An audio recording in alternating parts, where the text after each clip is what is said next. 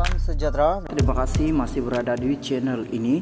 Bagi mereka yang baru bergabung di channel ini, sila tekan subscribe, like, komen, share supaya Anda tidak akan ketinggalan info-info yang saya akan sampaikan di channel ini. Berita hari ini saya mengungsikan kepada Anda daripada berita harian. Adun UMNO Sabah temui Hajiji malam ini. Kota Kinabalu 7 ahli Dewan Undangan Negeri Adun UMNO Sabah menemui Ketua Menteri Datuk Seri Hajiji Noor selepas perjumpaan pemimpin UMNO Negeri di bangunan UMNO Sabah petang semalam. Pertemuan yang diketuai Timbalan Ketua UMNO Sabah Datu Yaakob Khan itu berlangsung di kediaman Hajiji malam tadi. Perkara itu dikongsikan Menteri Tugas-Tugas Khas Sabah Datuk Seri Arifin yang turut hadir pada perjumpaan berkenaan. Adun UMNO Timbalan Pengurusi Perhubungan UMNO Sabah Datu Yaakob berkunjung silaturahim kepada YAB yang amat berhormat Ketua Menteri di kediaman beliau. Katanya dalam perkongsian di laman Facebook beliau, antara Adun UMNO yang hadir pada perjumpaan itu ialah Pembantu Menteri Belia dan Sukan Negeri Datu Andi Muhammad Tanjung Batu dan Pembantu Menteri Kerajaan Tempatan dan Perumahan Negeri Datu Muhammad Hamsan Sungai Sebunga. Yang turut hadir Pembantu Menteri Pertanian dan Perikanan Negeri Datu James Sugut, Pembantu Menteri Pembangunan Luar Bandar Negeri Datu Harun Durabi, Bengkoka Datu Seri Yusuf Sindumin dan Datu Raimigi Datu Adun dilantik. Petang semalam semua Adun UMNO Sabah diketuai Datu Seri Bong Mukhtar Radin berkumpul di bangunan Sabah UMNO Sabah. Di sini ketika timbul spekulasi mengenai pertukaran tampuk kerajaan negeri melalui kerjasama Parti Warisan dan UMNO Barisan Nasional BN. Pada masa sama, Presiden Warisan Datuk Seri Muhammad Safi Abdal dijadwal mengadakan sidang media di lokasi berasingan pada jam 4.30 petang semalam. Dipercayai ada kaitan dengan spekulasi berkenaan, namun ditangguhkan selepas petugas media menunggu lebih 2 jam. Sementara itu, Arifin yang juga Bendahari Gabungan Rakyat Sabah GRS berkata sebelum pertemuan dengan pemimpin UMNO itu, Hajiji turut menemui Adun GRS dan Pakatan Harapan PH Sabah pada Majlis Ramah Mesra Tahun Baru 2023 di Pusat Convocation Antarabangsa Sabah SICC di sini.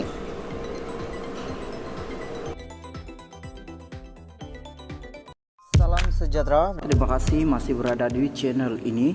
Bagi mereka yang baru bergabung di channel ini, sila tekan subscribe, like, komen, share supaya Anda tidak akan ketinggalan info-info yang saya akan sampaikan di channel ini. Berita hari ini saya mengungsikan kepada Anda daripada Astro Awani. ME63 Hajiji dan Abang Jo akan jumpa PM Anwar untuk memuktamadkan beberapa perkara. Kuala Lumpur, Ketua Menteri Sabah Datuk Seri Hajiji Noor bersama Sarawak Tan Sri Abang Johari Tun Openg akan bertemu Perdana Menteri Datuk Seri Anwar Ibrahim untuk memuktamadkan beberapa perkara di bawah Perjanjian Malaysia 1963. ME63 antaranya berkaitan isu gerakan khas. Hajiji menyifatkan keputusan kerajaan memberi autonomi kepada Sabah dan Sarawak untuk meluluskan projek di bawah RM50 juta merupakan satu berita baik bagi Sabah dan Sarawak. Ia adalah satu lagi berita baik yang diumumkan oleh Perdana Menteri Datuk Seri Anwar Ibrahim di atas penyerahan kuasa sumber gas kita.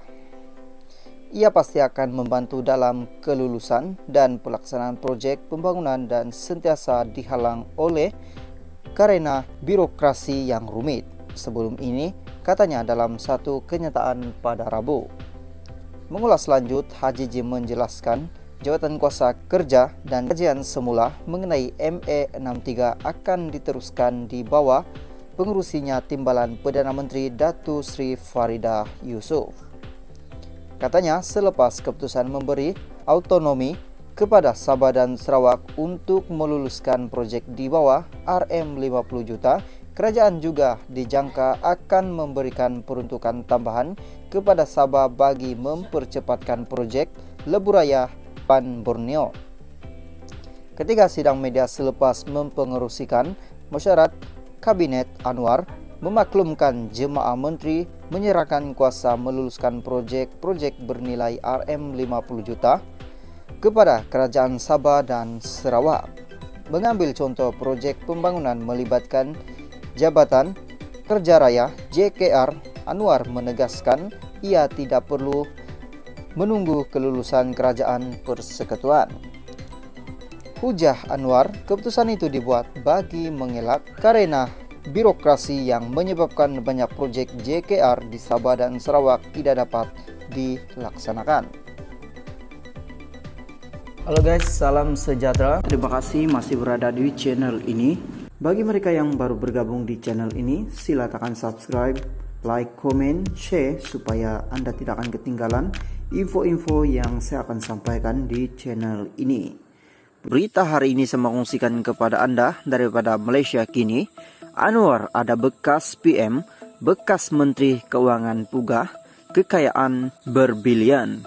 Perdana Menteri Anwar Ibrahim menegaskan akan menamatkan ramalan rasuah yang didakwanya menggunakan kepimpinan politik dan kedudukan dalam kerajaan sebagai kesempatan untuk memunanggah kekayaan. Walaupun Anwar tidak menyentuh secara langsung pentadbiran atau nama orang yang dimaksudkannya, namun dia menyebut pihak itu sebagai dan bekas Perdana Menteri. Kata Anwar, ini sebagai maklum balas terhadap serangan yang mengatakan seolah-olah pemimpin dalam kerajaan hari ini terpelit dalam hal-hal yang sedemikian. Saya nak sebut bahawa sikap kita jelas negara ini negara hukum, badan penguat kuasa diberi kuasa sepenuhnya untuk memantau. Katanya ketika memberi amanat kas Majlis Mujad Ambang Tahun Baru 2023 di Masjid Putrajaya malam ini. Anwar berkata pentadbirannya akan meneruskan budaya kesederhanaan, jangan ada pembaziran, memantau semua GLC dan pembelanjaannya.